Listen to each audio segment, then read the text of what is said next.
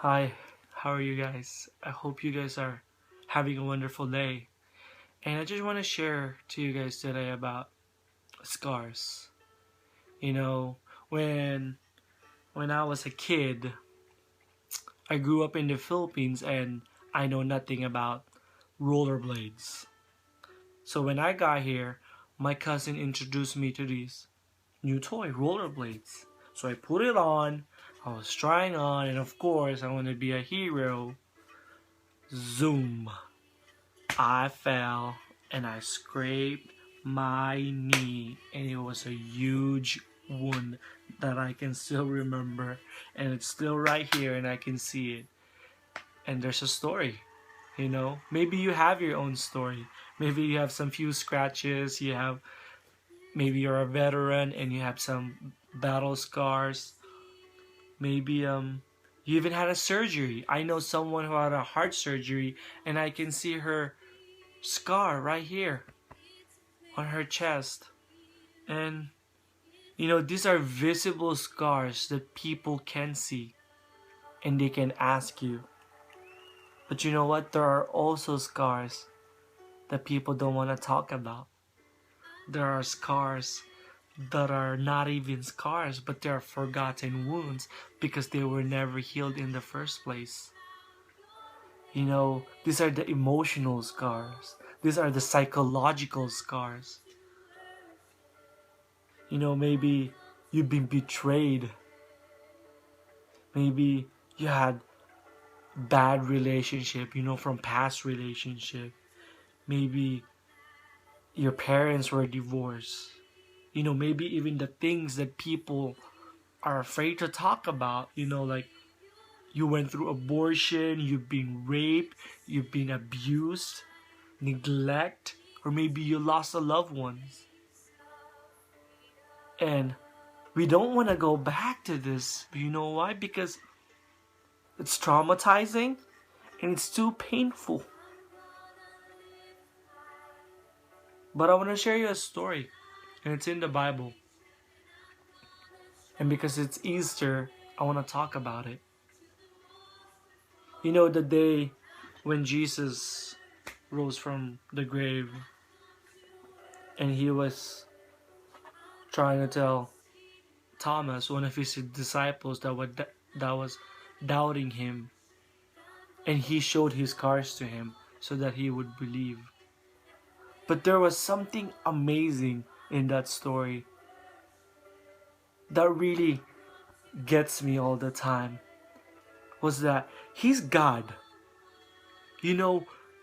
It's a glorified body. He's all powerful. He could have made himself whole again with no holes, with no scars.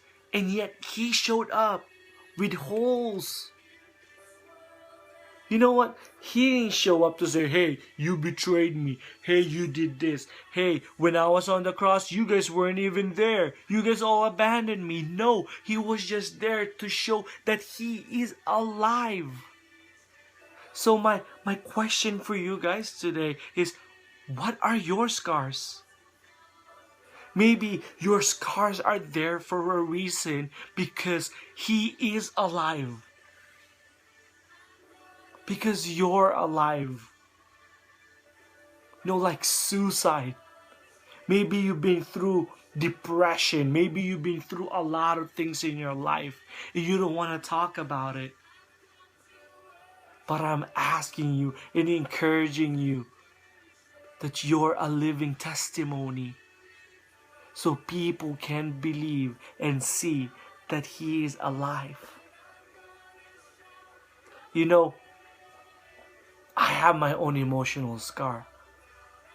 And I don't want to talk about it. I don't openly talk about it. But I want to share it to you guys today because I want to be a living testimony to the rest of you guys. I was abused when I was a child. And for a very long time, I'd struggle and I'd never shared it. But you know what? I believe that Jesus died for me. So I want to share this verse. Isaiah 53:5. It says, But he was pierced for our transgression.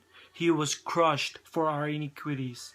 The punishment that brought us peace was on him, and by his wounds we are healed. I am healed. And I am here encouraging all of you to use your scars so you can be a living testimony to others. Use your story to inspire others. I may be the only person who would share this. That's why I need you to make a difference. I need you to share your own story. And God loves you. He has forgiven you for what you've done. And you are whole again. And I hope and I pray that you continue to be an instrument to others. Thank you guys, and I hope I encourage you guys tonight. God bless and happy Easter.